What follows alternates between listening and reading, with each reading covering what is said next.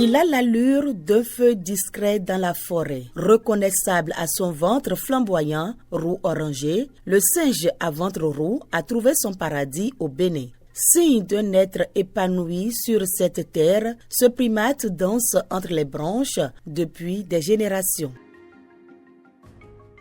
Mais aujourd'hui, ces chorégraphies du bonheur se font rares. Il ne resterait plus que 800 à 1000 individus sur tout le territoire national. Autant dire qu'à chaque arbre abattu, à chaque coup de machette, une part de son habitat s'efface. L'espèce est désormais classée en danger critique d'extinction. Les primates participent beaucoup à la dispersion des graines. Et les primates constituent des animaux qui font objet d'attraction.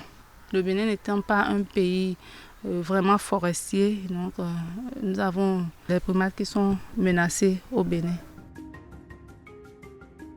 Lui, c'est le pangolin, silencieux, cuirassé d'écailles, presque irréel. Considéré comme l'un des mammifères les plus insolites de la planète, il est aussi l'un des plus traqués. Le pangolin consomme l'une des 100 pires espèces de fourmis au monde.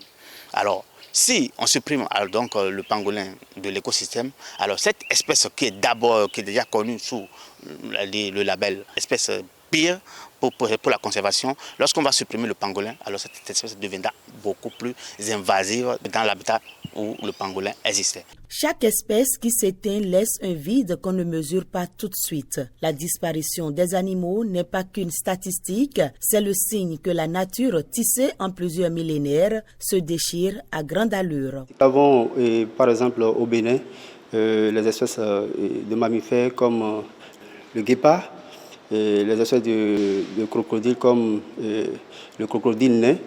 Nous avons aussi des espèces d'oiseaux, je peux citer le vautour charognard, le vautour africain. Selon l'Union internationale pour la conservation de la nature, plus de 45 000 espèces sont aujourd'hui au bord du gouffre. 45 000 maillons d'un équilibre menacé. Ça a des impacts sur nous-mêmes en tant qu'êtres humains, sur la biodiversité et pas seulement au niveau local, mais aussi bien au niveau national que mondial.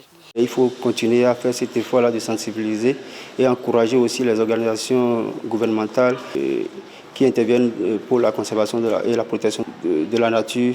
Face à ce silence qui s'annonce, protéger n'est plus une option, c'est une dette envers la nature. Ces espèces discrètes ou méconnues tissent l'équilibre invisible de nos forêts, de nos sols, de notre air. Les sauver, c'est sauver une part de nous-mêmes.